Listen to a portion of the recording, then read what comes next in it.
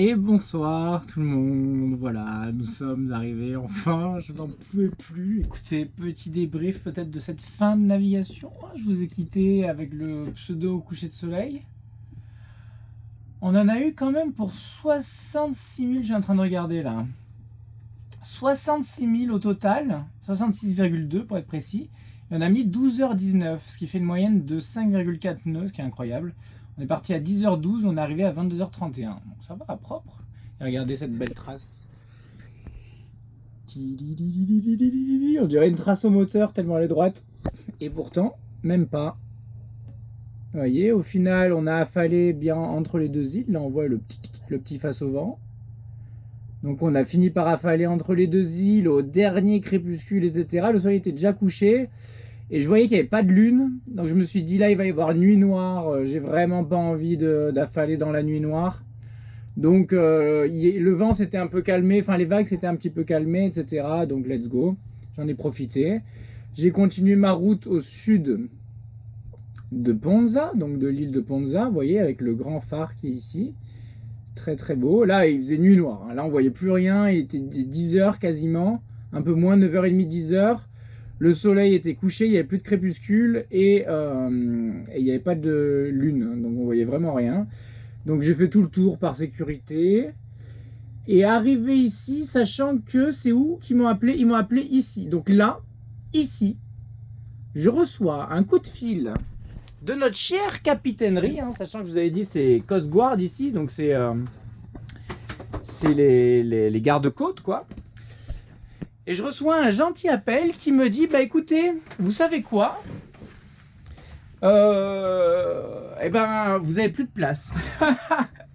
Sachant que moi j'en étais à 11h30 de nav, j'avais les yeux qui commençaient à se croiser, etc.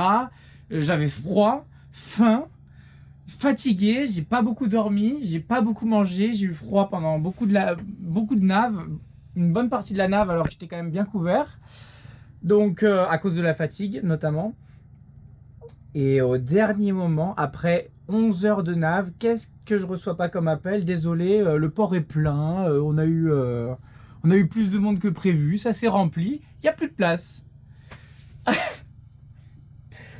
Donc là, il faut rester zen, hein, parce que là, on parle de... On entame une partie de diplomatie, après, à partir de ce moment-là, donc il faut rester très calme. On peut faire son français, à gueuler, à dire c'est intolérable, blablabla, blablabla, j'ai jamais vu ça, 20 ans de carrière. Bref, on peut faire ça, mais ça mène jamais à rien. Donc je suis resté calme. Et puis voilà, je vais vous montrer le résultat, tout simplement. Et encore, on a évité de se retrouver à l'ancre, au milieu du port. Enfin bref, je vous passe les détails. Hein. Voilà le voisin. Il est pas beau le voisin? Sachant que c'est nous qui sommes à sa place, quoi, limite. Puisque ici, c'est la place des cargos. Voilà, mais...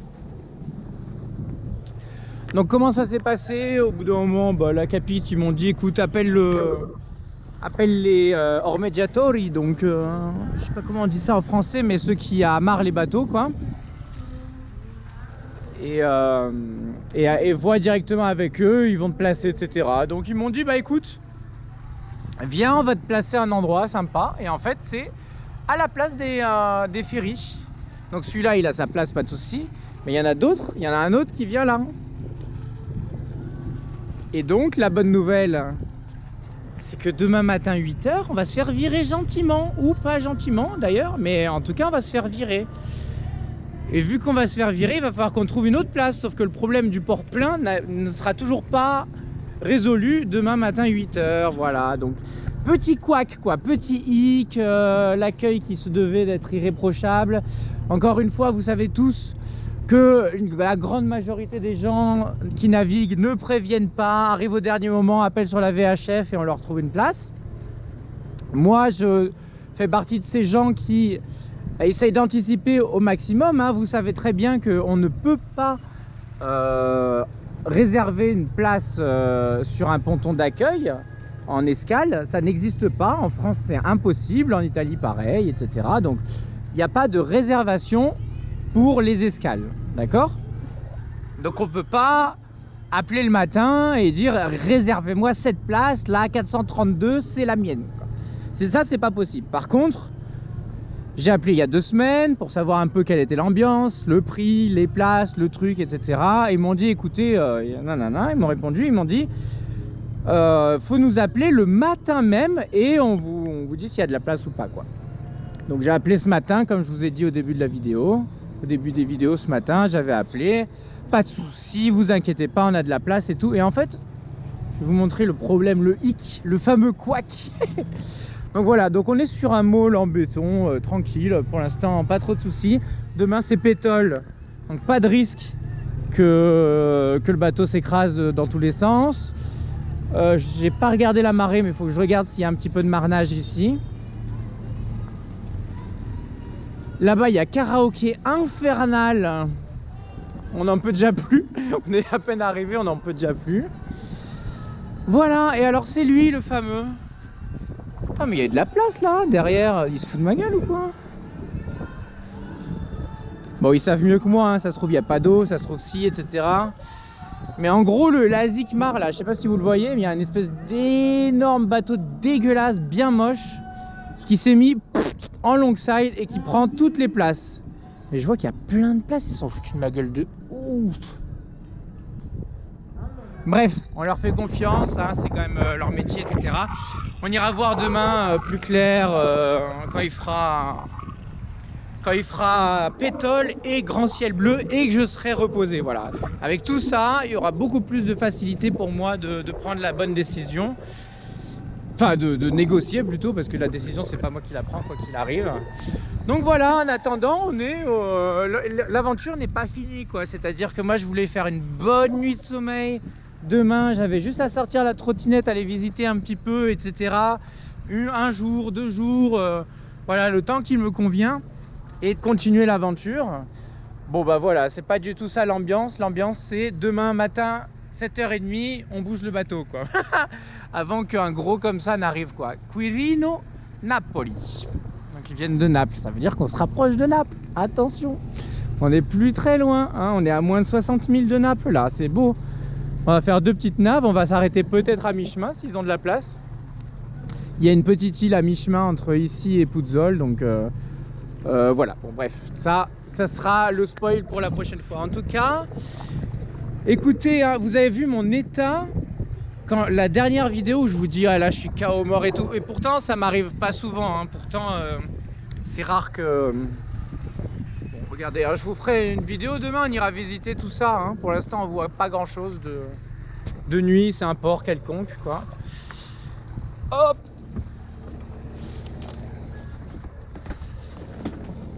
Mais oui, c'est quand même assez rare que je dise je suis fatigué, etc. Normalement les grandes naves comme ça me fait pas très peur.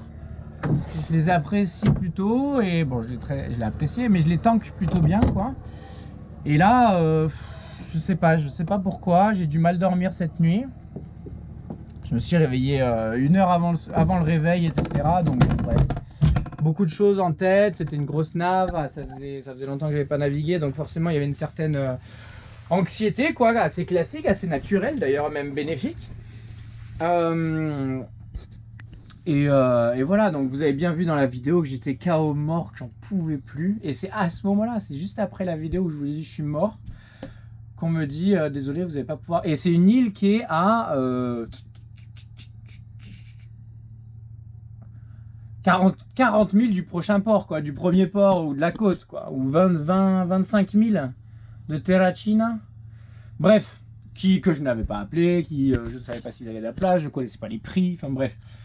Compliqué à 11 h du soir de changer de programme, quoi. En plus de ça, il faisait une nuit noire. Donc j'avais vraiment qu'une envie, c'était de rentrer dans l'enceinte et de trouver la première place qui avait, quoi. Les mecs qui amarrent étaient toujours en train de travailler à ce moment-là, hein. Je les avais appelés, etc. pour pas me faire avoir.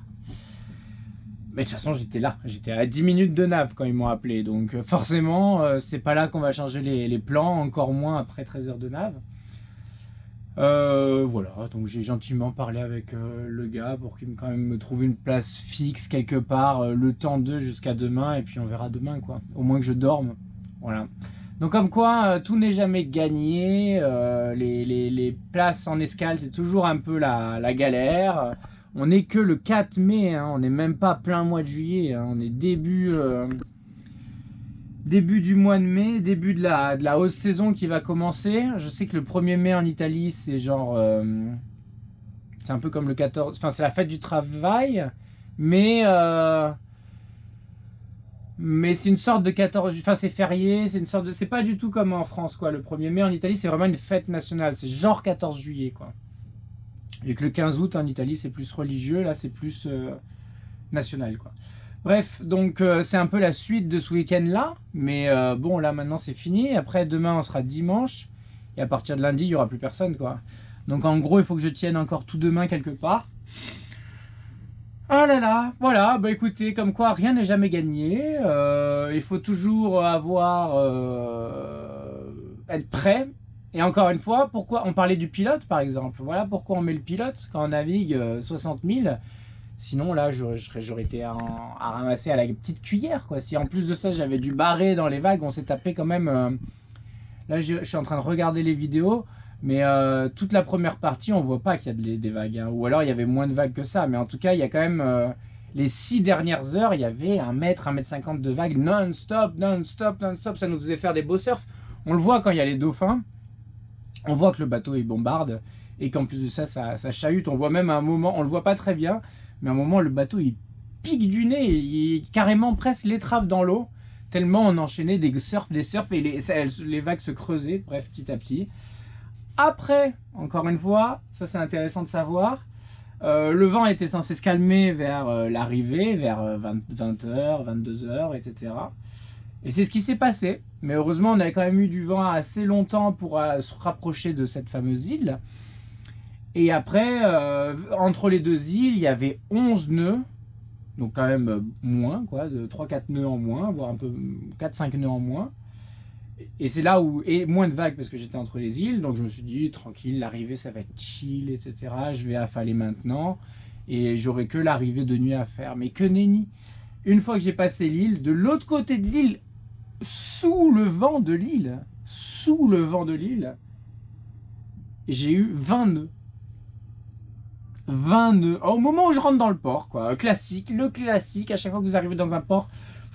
Alors je sais pas si c'est un effet Venturi, je sais pas exactement si c'est un effet de site. J'imagine que c'est un effet de site. Le vent vient pas de nulle part. Mais quelle horreur de... Vous êtes à 11 nœuds tranquille, etc. Et à peine vous passez le caillou, vous vous retrouvez face au vent. Alors que normalement il devait être dans votre dos.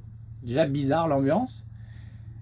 Ça tape dans tous les sens. Vous devez mettre les amarres, les pare-battes, etc. Donc vous vous rapprochez du port en vous disant je vais dans l'avant-port et là j'aurai la place pour tourner en rond. À cette heure-là vous pouvez tourner en rond dans l'avant-port, vous allez gêner personne. Et là 15 nœuds, 16 nœuds, 17, 18, 19, 20 nœuds, 21 nœuds, ça n'arrêtait plus. Le vent, le truc, il y a tout qui volait et tout. Enfin bon, c'est pas énorme 20 nœuds. Mais quand il y a 11 nœuds dehors et que vous allez pour vous amarrer et que d'un coup il y a 20 nœuds, c'est chiant quoi. Je vous le dis en tant que marin, il n'y a rien de plus chiant que d'avoir 11 nœuds dehors et 20 nœuds dans le port. C'est vraiment... Et ça arrive. C'est pas la première fois que ça m'arrive. Voilà, bah que dire d'autre. Écoutez, on est arrivé, on est amarré. Et puis on verra demain pour la suite des événements. Je vous ferai une petite balade de l'île. On verra ce qu'il en est. J'ai même pas regardé... là, maintenant que je suis arrivé, je vais regarder un peu la topographie de l'île et comment... les routes, etc. Comment c'est foutu, voir qu'est-ce qu'on va pouvoir visiter en trottinette. Voilà, jusqu'à demain matin que je me fasse virer par le premier traghetto, le premier ferry qui transporte des touristes. Voilà, super. En tout cas, on est arrivé, c'est le principal. On va aller se coucher direct. Je sais même pas si je mange ou quoi que ce soit. Je vais juste prendre ma couette et me coucher. Bye bye. Ciao tout le monde. À demain, en pleine forme.